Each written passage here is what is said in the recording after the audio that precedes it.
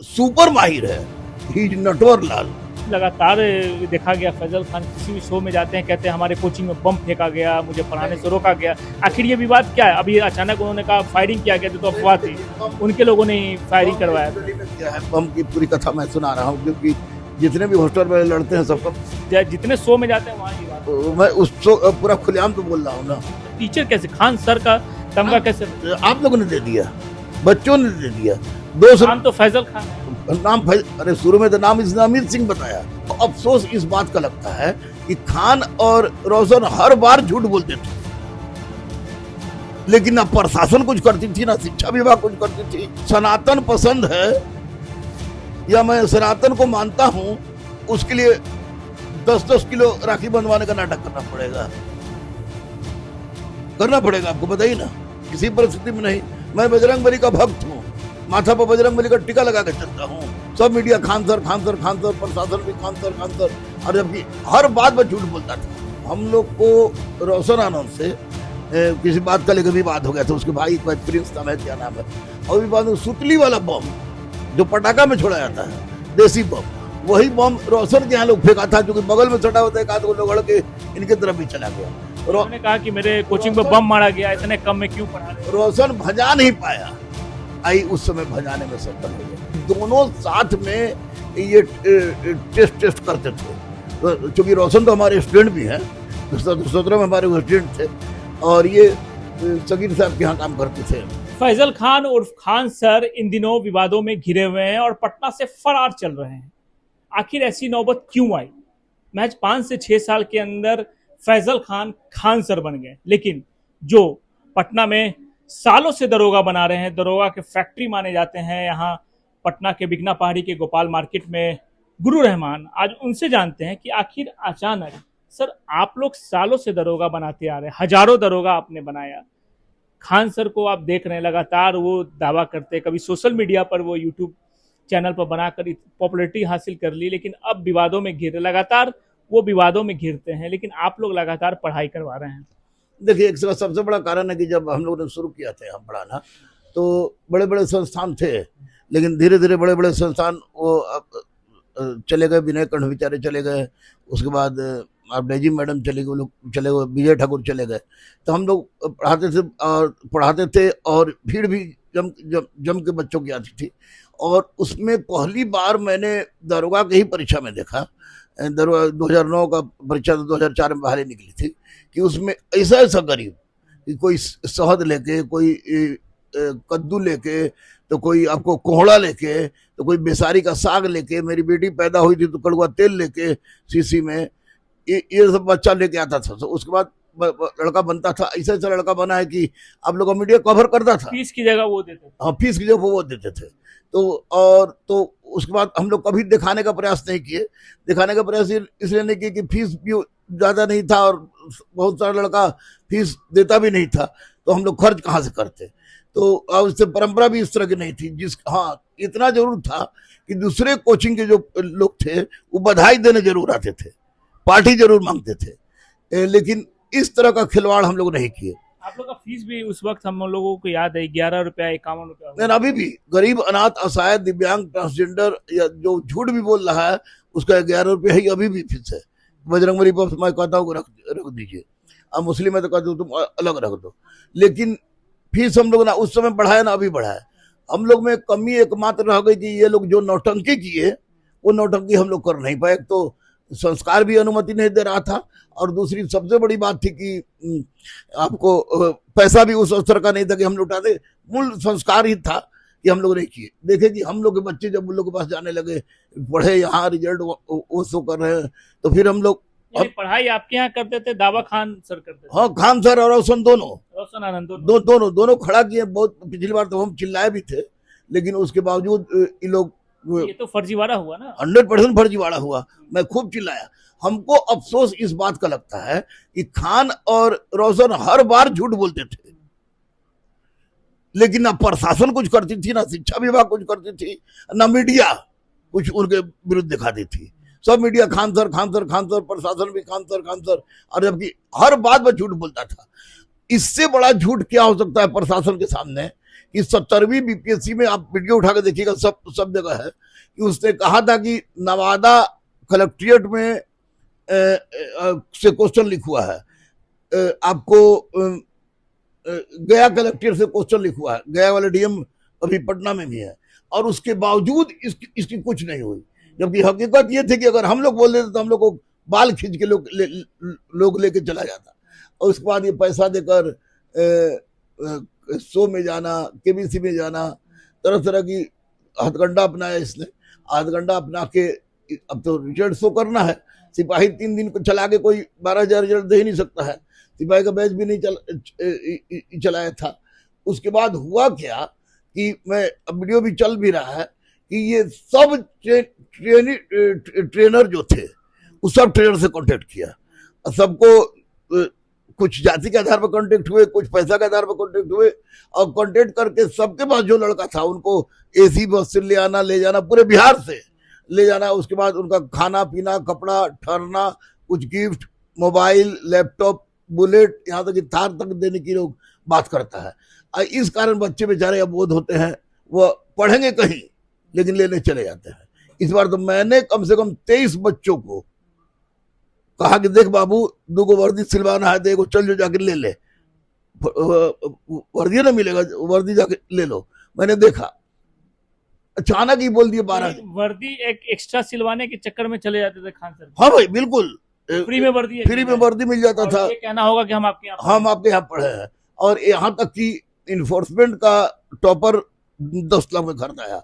Enforcement का एक बच्चा मेरे पास आया बजरंगबली का प्रसाद लेके, अब वही देख रहे कि जाकर रोशन के पास खड़ा है, अब उसका फोटो भी सब मेरे पास है, आपको दिखा देंगे, तो खड़ा है। तो मैंने उसका एडमिट कार्ड और सब कुछ, और जो एडमिशन लिया सब कुछ उसको मैंने जारी किया। और यही वजह है कि इन दोनों के बीच विवाद हुआ होगा, क्योंकि आप तो पचड़े में पड़े नहीं, आपने छोड़ दिया, लेकिन इन दोनों के बीच विवाद होने का कारण भी तो यही होगा। बिल्कुल 100%, क्योंकि दोनों साथ में ये टेस्ट करते थे।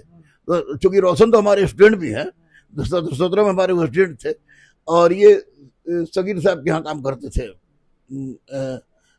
खान सर। क्या करते थे? यानी इंक्वायरी लेते थे। तो टीचर कैसे, खान सर का तमगा कैसे लगा? आप लोगों ने दे दिया, बच्चों ने दे दिया। 200 नाम तो फैजल खान है, नाम अरे शुरू में तो नाम इसने अमित सिंह बताया। हमको सनातन पसंद है या मैं सनातन को मानता हूं, उसके लिए 10-10 किलो राखी बंधवाने का नाटक करना पड़ेगा आपको, बताइए ना। किसी परिस्थिति में नहीं।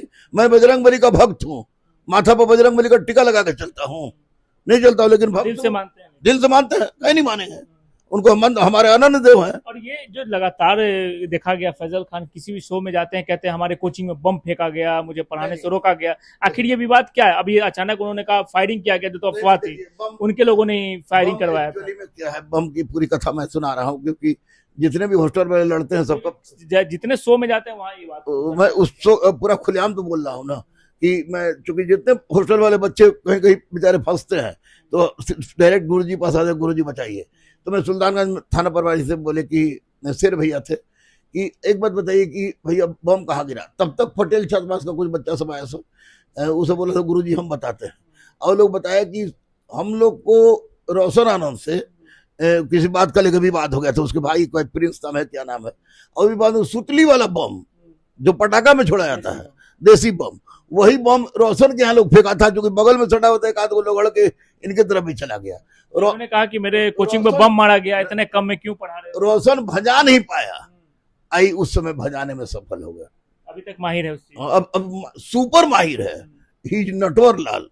मैं किसी द्वेष से नहीं बोल रहा हूँ, ईश्वर ने पत्नी, बेटी, बेटा सबको संस्कारी दिया है।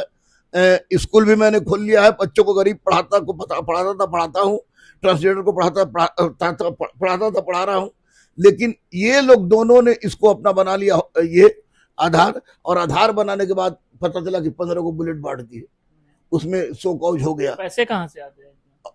कोचिंग वाले ही सेटर होते हैं सर, ये मैं कह रहा हूँ, खुलेआम कह रहा हूँ। जो पेपर लीक होता है वो कोचिंग वाले का हाथ नहीं रहेगा तो पेपर लीक होगा ही नहीं। अगर कोचिंग वाले का हाथ नहीं है तो पेपर लीक नहीं होगा, ये मैं दावे के साथ कह रहा हूँ। जब से सोशल मीडिया है तब से ज्यादा ये चीज पेपर लीक बिल्कुल 100% हो रहा है।